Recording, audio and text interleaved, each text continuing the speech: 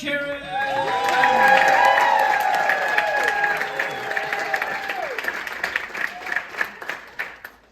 In 2012, I was in graduate school and taking a leadership course, and the Professor Green, assigned us to go to an Alcoholics Anonymous meeting. Bewildered, I said, "I'm sorry, what does AA have to do with leadership?" And he said, "Someday you'll be in a leadership role and someone in your organization will struggle with addiction and you'll need to know what to do." I was like, well, that's a pretty good idea. I didn't think it would be me. So 5 years later, my life is crumbling, despite having a loving family and a successful career, the bragging rights of completing an Ironman triathlon. I couldn't stop drinking at night. And waking up the next morning to see the woman in the mirror was becoming unbearable.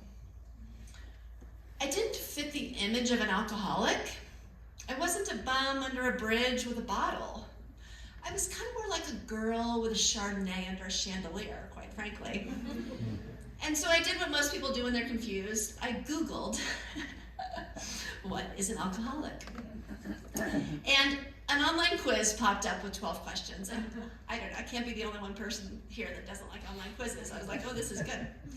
So there were 2 stipulations: answer honestly, and if you get 4 or more yeses, you may be an alcoholic. Okay, number 1.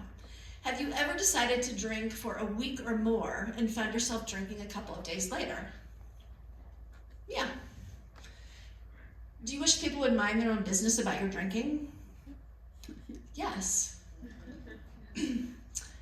What was the third one? It was, do you wish, has your drinking caused trouble at home?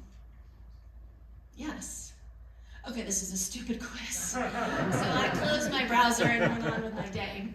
I did try and continue to control my drinking and sought the help of a therapist named Robin Fairchild. It was baffling to me that I had the discipline to train for and compete in an Ironman, but I couldn't stop drinking at night. The trifecta of a 2.4 mile swim and a 112 mile run or bike and a 26.2 mile run was easier than the trifecta of the psychological and mental and emotional race against addiction. I decided to go to an AA meeting, not because I needed to for class anymore, but because I needed help. Got in my gold Prius, drove to the Woodlands United Methodist Church, which was a mega church near our house, and I sat in the parking lot watching people walk in. I wished I had more courage to join them, but I didn't. And I drove away alone. My husband knew I was struggling and one day said, "There is no shame in going to AA." So several months later, I get back in my gold Prius. I drive to the Woodlands United Methodist Church. This time I get out of the car.